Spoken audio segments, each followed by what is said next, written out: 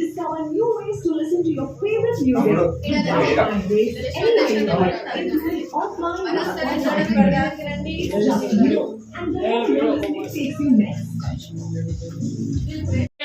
कृष्ण नाम देस्य बालमणि नाम देस्य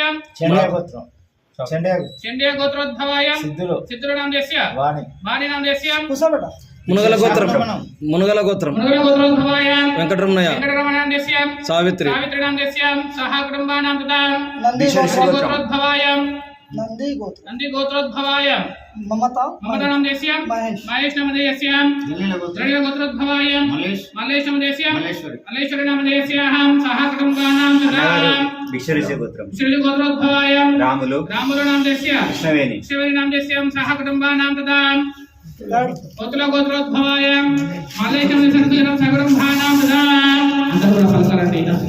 अस्माकं सह कुटुंबानां क्षेम धैर्य अभय आयु आरोग्य ऐश्वर्य अभिवृद्ध्यर्थं धर्मार्थ काममोक्ष चतुर्विध पंचविध फल पुरुषार्थे सिद्ध्यर्थं इष्टकाम्य मनोवांछ फलसिद्ध्यर्थं महागणाधिपति मंडप आराधना पूजा अहम करिष्ये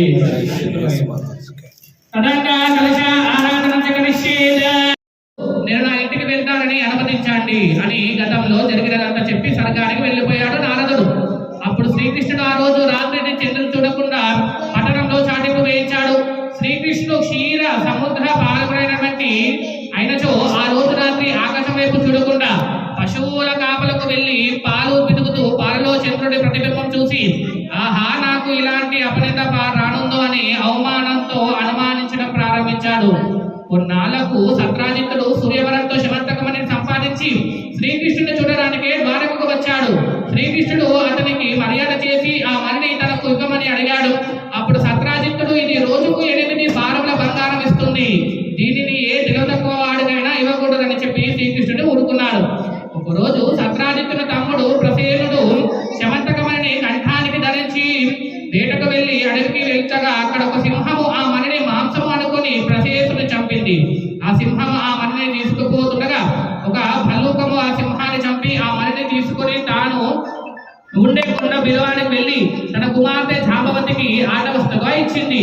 మరునాడు సత్రాజిత్తుడు తమ్ముడు మృత్యు వార్తను విని నేను ఆ మణిని ఇవ్వలేదని శ్రీకృష్ణుడు నా తమ్ముడు చెప్పి రత్నాన్ని అపహరించాడు, తన పట్టణంలో చాటింపు వేయించాడు.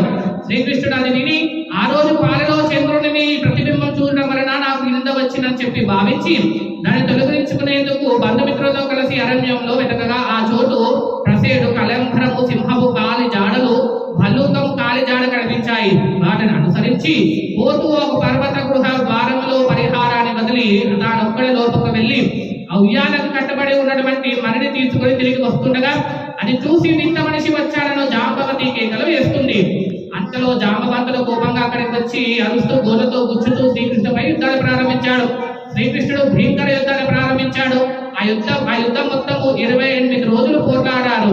చివరకు జాంబవంతుడు శక్తిహీనుడై తనతో పోట్లాడకు దిగినాడు. రావణ సంహారైనటువంటి శ్రీరామచంద్రుడే అని అర్థం చేసుకుని నమస్కరించి దేవాది దేవ ఆర్తజన రక్షక, నిన్ను త్రేతాయుగంలో రావణాన్ని దుష్టరాజు చంపేందుకు వచ్చి శ్రీరామచంద్రుని అర్థం చేసుకున్నాను. అప్పుడు నన్ను మీరు ఒక వరంతో కోరుకోమన్నారు. నేను ఆ తెలివి తక్కువ మీతో దండయుద్ధం చేయాలని కోరుకున్నాను. త్వరలో అది జరుగుతుందని మీరు చెప్పారు. అది మొదలుకొని మీ నామస్మరణ చేస్తూ అనేక యుగాలు గడుపుతూ వచ్చాను. మీరు ఇప్పుడు నా నివాసానికి వచ్చి నా కోరిక నెరవేర్చారు.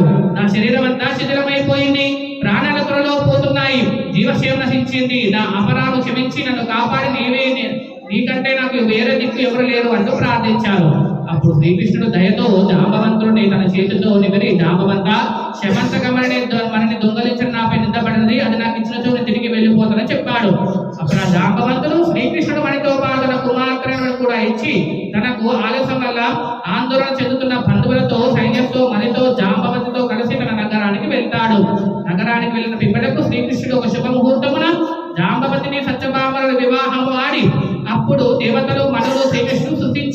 మీరు సమర్థులు కాబట్టి నీలాపనంద పోగొట్టుకున్నారు, మాలాంటి పరిస్థితి ఏమిటని ప్రార్థించారు.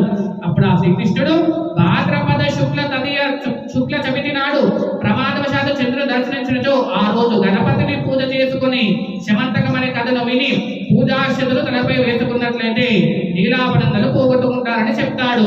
ప్రతి సంవత్సరం భాద్రపద శుక్ల చవితి నాడు దేవతలు, మానవులు, మహర్షులు మొదలగు గణపతి పూజ చేసుకుని తమ కోరికలను నెరవేర్చుకొని ఆనందంగా ఉంటారని చెప్పి ఆ యొక్క శౌనకాది మహామునులకు ఆ సూత మహాముని తన ఆశ్రమానికి ఆ యొక్క వివరించినటువంటి సమర్థకం ఉపాఖ్యానము, ఈ యొక్క ఆ శభామోక్ష విధానము శౌనకాది మునులకు వివరించి తర్వాత సూత మహాముని వారు తన ఆశ్రమానికి వెళ్ళిపోతారు.